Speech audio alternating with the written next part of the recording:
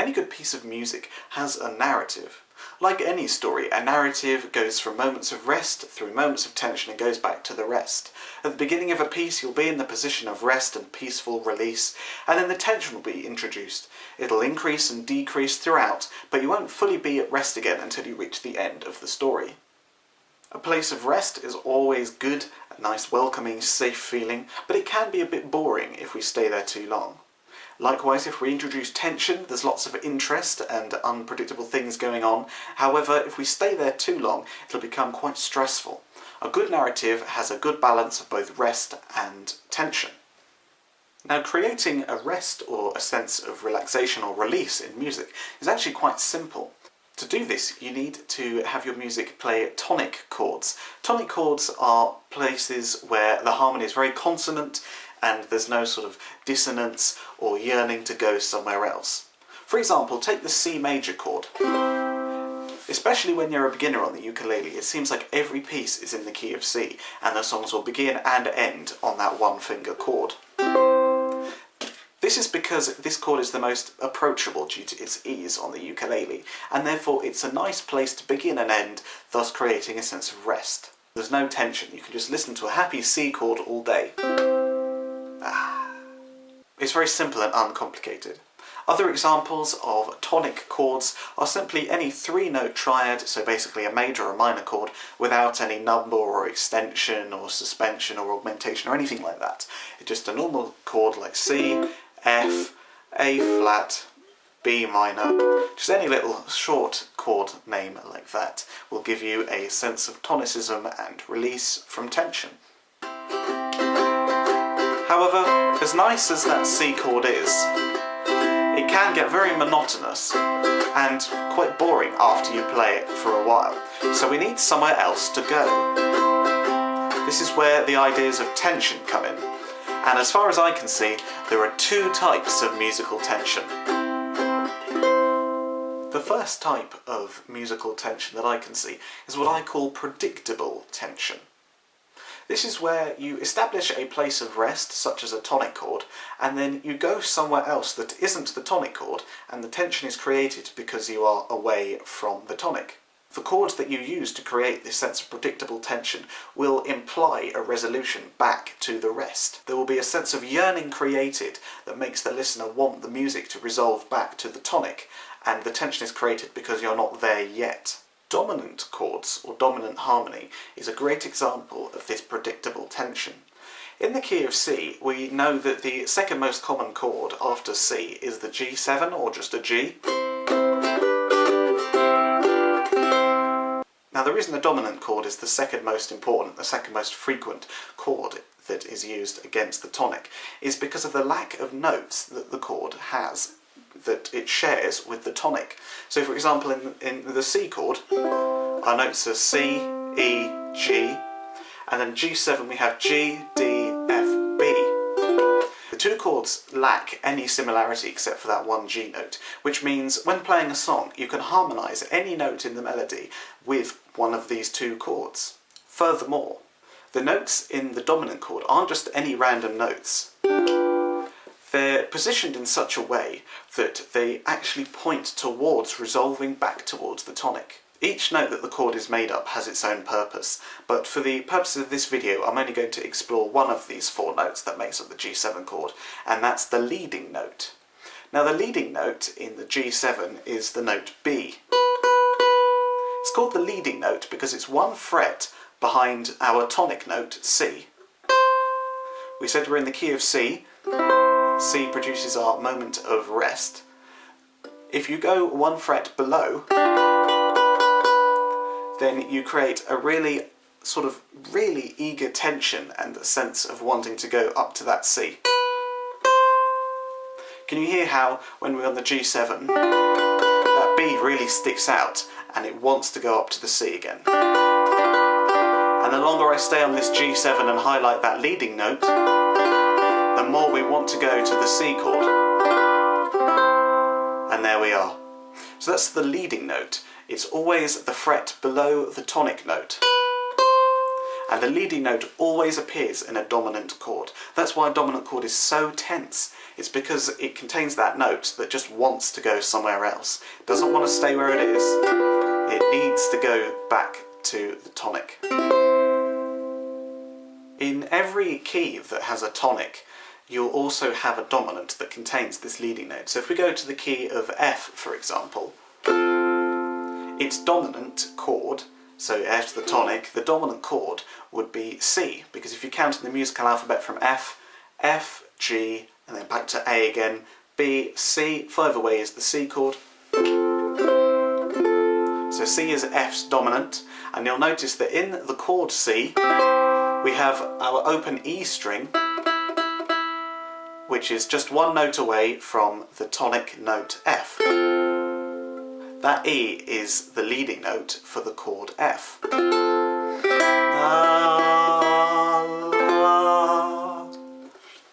In the key of A, the dominant is E, A, B, C, D, E, or E7 if you like. We have that G sharp note, which is just one fret away from the A. That's leading notes for you. They are predictable tension because they only have one place that they want to go. The tension is created because the leading note is pointing to where it wants to go, but as of yet you're not there, you're not home, you're away from home, thus creating tension. Other examples of predictable tension include suspensions or other chord extensions. Chord extensions and suspensions are types of dissonance. Now you may have heard of the term dissonance, and all it means is that when you play a dissonant harmony, it purely means that you're just playing a group of notes that want to resolve somewhere else. They don't sound right on their own, so you can create a sense of tension and release by having some dissonance and then some consonance. For example, in suspensions, you have this sense of tension created from some dissonance and then some release. I go into more depth about suspensions and other types of chords in a few videos that I've linked on screen and also in the description of the video. Go check those out if you want to learn more about dissonance. However, essentially dissonance is not just one single note, such as the leading note that wants to rise up to a tonic. Dissonance is a group of notes that collectively don't belong together, that feel tense and they don't feel stable until you go to a different chord that is stable, known as consonance. This effect is created through 7th chords, or 9th chords, or suspensions. Go take a look at those videos if you want to learn more.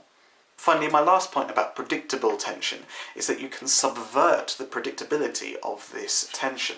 What I mean by this is there's such a thing called the deceptive cadence.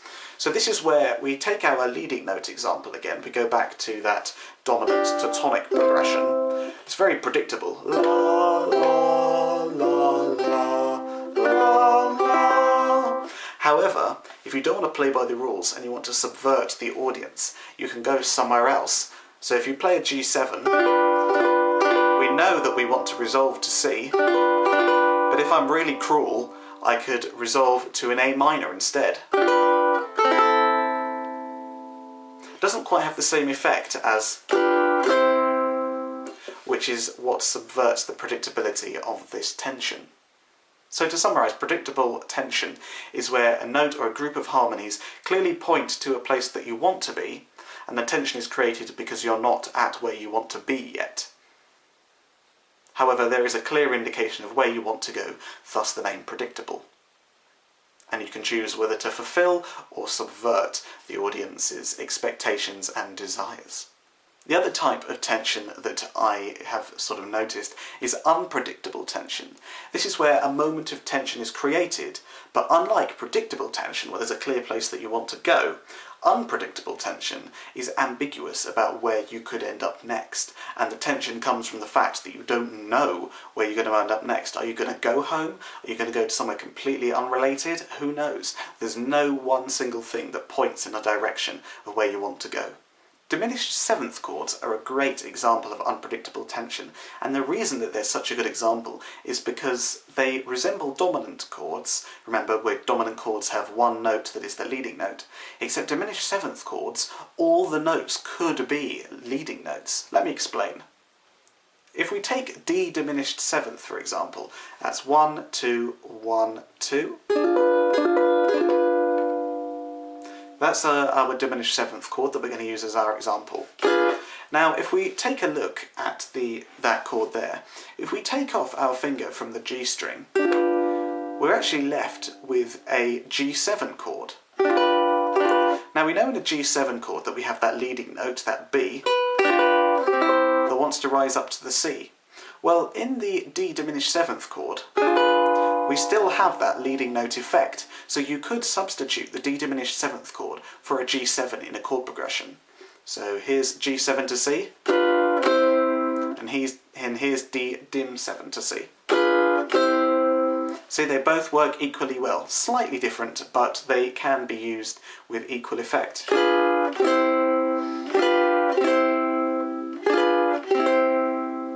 Both times there's that leading note pulling the first chord into the second.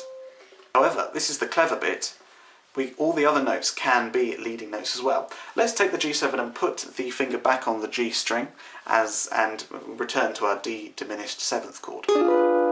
This time, let's remove the finger from the E string.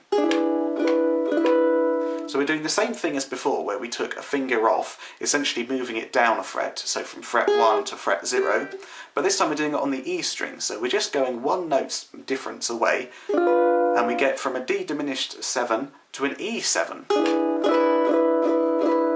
That is unmistakably an E7 chord. And of course we know that E7 is the dominant of A, as we discussed earlier. We have that leading note, the G sharp,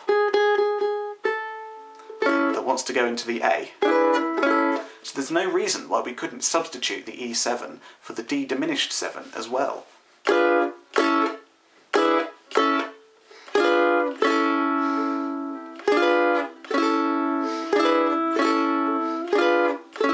See how they both work?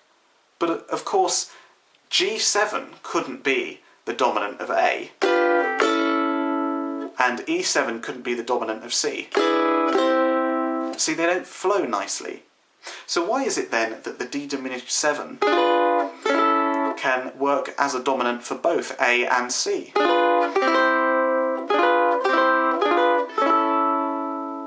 Well, it's because each note can become a leading note. And we can take this example further as well. We have 4 notes in a D diminished 7 chord: G sharp, D, F and B. So far we've made the G sharp and the B the leading notes. So why don't we make the F the leading note? All we do is we turn one of the notes, we take it down a semitone, down a fret, to get a new chord.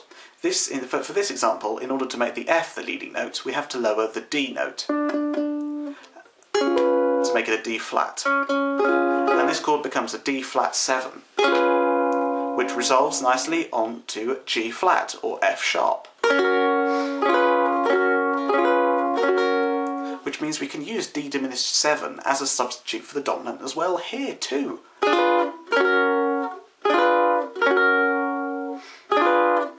We got that F leading note.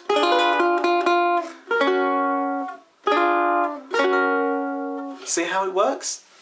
And we can make the D a leading note as well. Let's lower this B to make it a B flat, so just going from fret 2 to fret 1 as normal, just lowering the note by 1 fret, and we get a B7 chord which resolves to an E flat.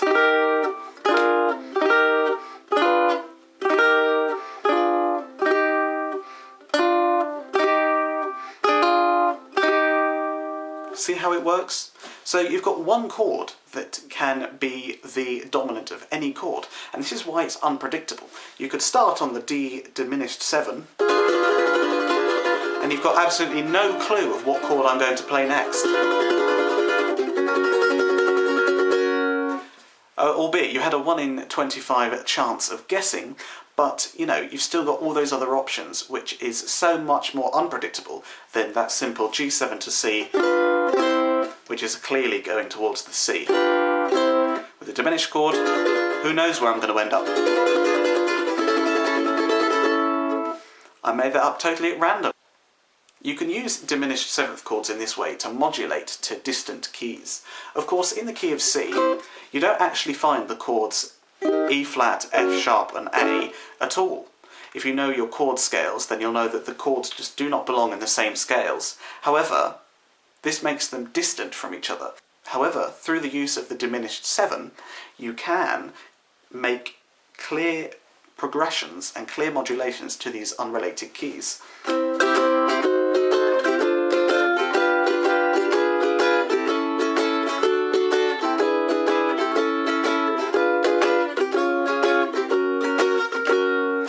So you can end up all over the fretboard with all sorts of different shapes just by going through this diminished 7.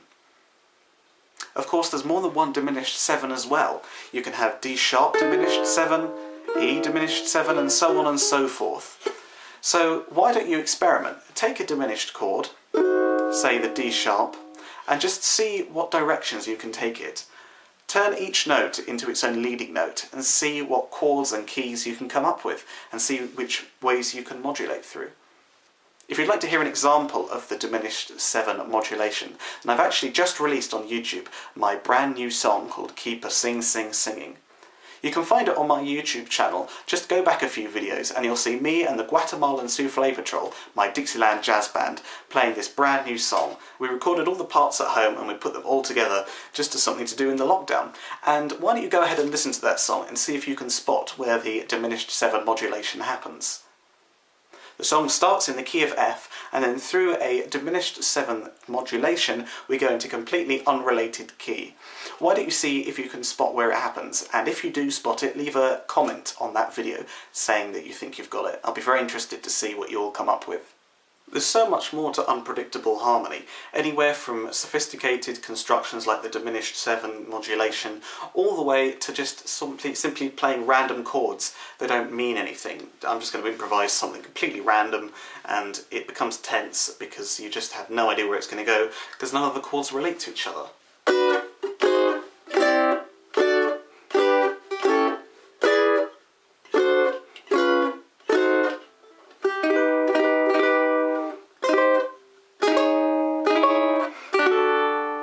See, it's kind of meaningless. It's sort of the equivalent of just sort of smashing your hands on the piano. However, there is some music that uses this effect to deliberately sort of unnerve the listener to make their ear not quite trust what they're going to listen to. I hope you've enjoyed this video. There's so much more to this topic that could be explored. However, I just fancied making this little video on exploring tension within music. I hope you can sort of see now how narrative can be created. You can have places of rest using those tonic chords, and then you can go through either predictable or non-predictable tension before you end up back where you started, or not. You've got all those options to play with, and that's how you can create an experiment with your narrative. It's a great composing tip, and it's something that's really important to understand if you're writing songs, or arranging songs and fancy putting in some different chords. I myself and a lot of other ukulele tutors often talk about tension, but I thought I'd do this video to sort of explain what that actually means to someone who might not have wrapped their head around it yet. If you've enjoyed this video, why don't you hit subscribe and click the bell notification. I do tutorial videos every Monday, as well as performance and miscellaneous videos, so 3 videos in a week. There's no reason why you shouldn't subscribe.